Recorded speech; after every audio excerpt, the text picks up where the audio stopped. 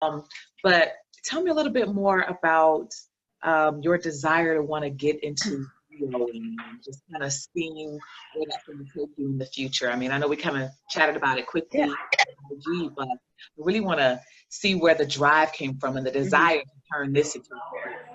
Absolutely. Well, like I mentioned, I'm in my second year of college now. So 4 years ago, when I was in my second year of high school, actually, is when I discovered that I really enjoyed media production and making videos and any type of content. So it was just more so so I knew at that point I was involved with a TV production group in school. I worked my way up to becoming the director towards the end of my years there.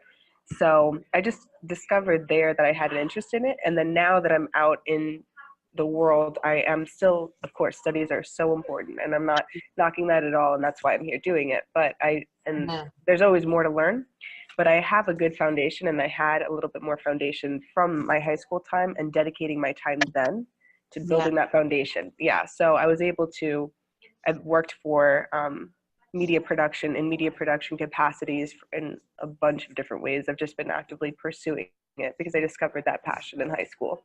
Absolutely. So yeah, pretty much any opportunity that I see now. You know, last summer I worked for the city I live in. I worked for the government there, did their marketing.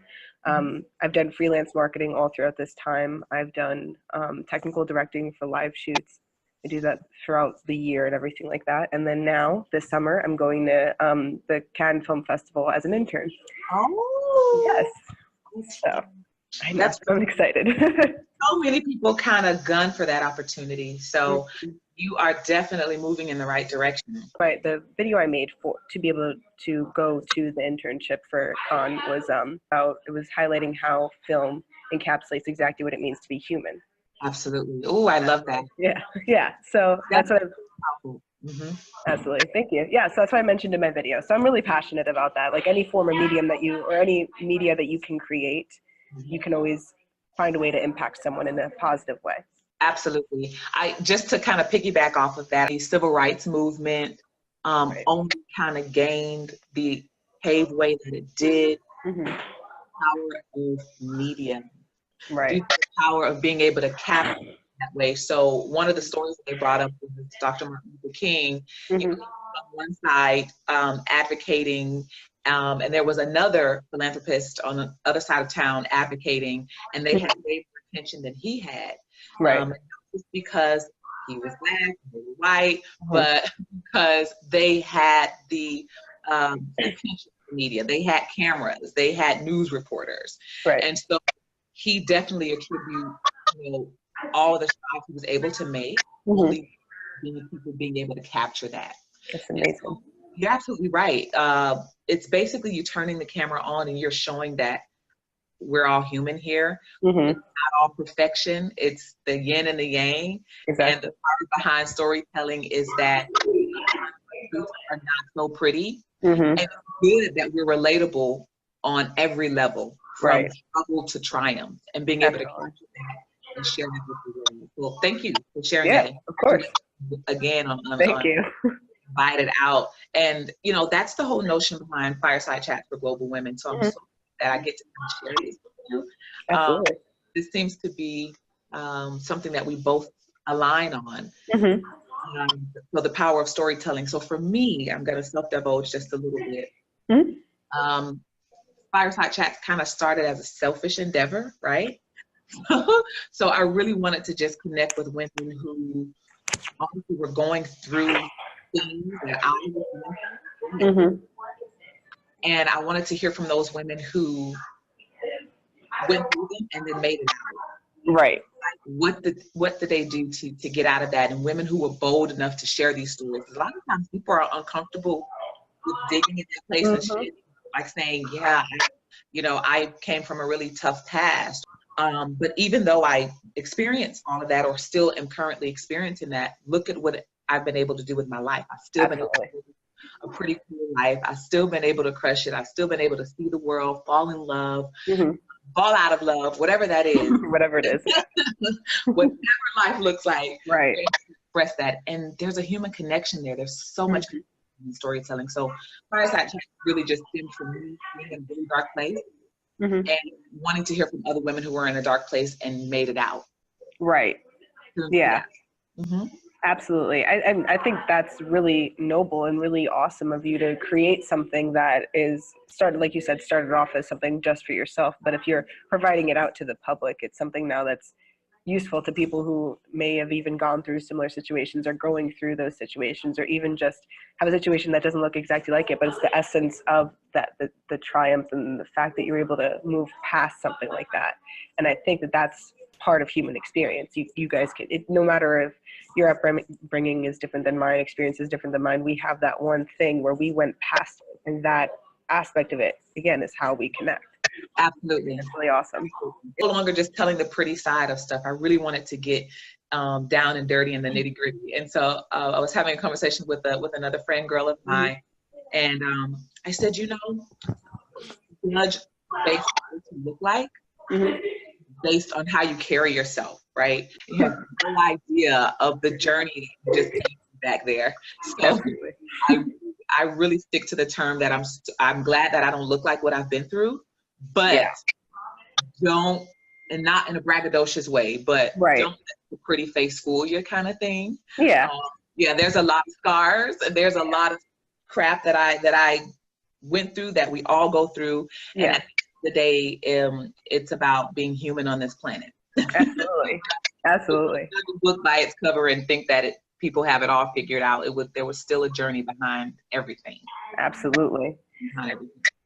And I think that's what it contributes to it overall. In like when you look back at your life, it's the overall sense of beauty. It's not just aesthetically what we societally hold to be, oh, young, youthful, you know, not any wrinkles or whatever it is. I think if you have that essence of strength to you, and if you're able to say, hey, I've been through this, I'm going forward, and you can be completely the opposite of what society holds as beautiful and still be, and this isn't like just to be, you know, too cliche with saying don't judge a book by its cover, or it's about what's on the inside, but it is, because absolutely. We allow society so much to tell, especially women, to tell us, this is what you should look like. This is what you should look like as someone that you, or a community that you belong to. And if you don't look like this, then you're not beautiful, or whatever it is. And I think that's wrong, because when you have experiences and the strength and these attributes that we consider to be good, why aren't we recognizing that about each other? Absolutely. And thank you for saying that too. I converse with so many women, but I was speaking with a woman, I won't mention her name, but I was speaking with her about Fireside Chats, and in the UK. And I asked her what was like an aphorism she lived by, a motto she lived by. And part of that was to live up to the idea, to live up to perfection. Yeah. And I was like, where, you know, I don't know if that was something that was just instilled in her from childhood, and her family, they expected perfection. I said, that's so, she said, I know that's debatable. I said, it's very debatable. What is perfection? Number one. Yeah. We're talking about light, there's the light and there's the dark, you know. When you talk about perfection, that means you leave no room for flaws. You leave no room for mistake. You leave being human. You just leave no room for that. Absolutely. So living up to perfection, that's not something I can live by, but if that works for her, that works for her. Yeah. In my opinion, scars are sexy. In my opinion, scars are sexy. Even when we think about like dating, like we don't want like a perfectly pretty. Yeah, it'd be kind of weird. Really weird. Like, why are you no scars? You don't have one scar, one bump. You don't have one ugly truth. There's something not right about that. Give me some scars. I can work with that. I think Absolutely. a little rough around the edges for me. So, so anyway, Katie, I know you're in between classes. You're gonna go back. Thank you so much for chatting with me. I love your energy. I really, really hope that we'll chat again. And that next chat, you'll be signing on the dotted line to be the it girl. Yes, ma'am. So, yeah. Okay, that's wonderful. Thank you so much for saying that. It's been great speaking with you, and I will definitely be talking with you again soon. Thank you. Of course. Have a great day. Awesome one. Bye. It was absolutely an amazing conversation with Katie Collins. Katie, good luck at the Cannes Film Festival. That is such a huge accomplishment. Only the great of the great of the greats get to be invited. So good luck at Cannes. Have a wonderful, wonderful time. And I don't know if you know this, but the start of the Cannes Film Festival actually starts on my birthday, May 14th. So make sure you send me a shout out, okay? It was so awesome to talk to you. Guys, please support Katie and support Fireside Chats for Global Women. As you can see, we are attracting the creme de la creme of Phoenix Risings, of women that are seriously shattering the idea of the glass concept, of the glass ceiling concept. We love you, Katie. Good luck. Have a good time. We'll see you guys on Fireside Chats for Global Women. Peace and light.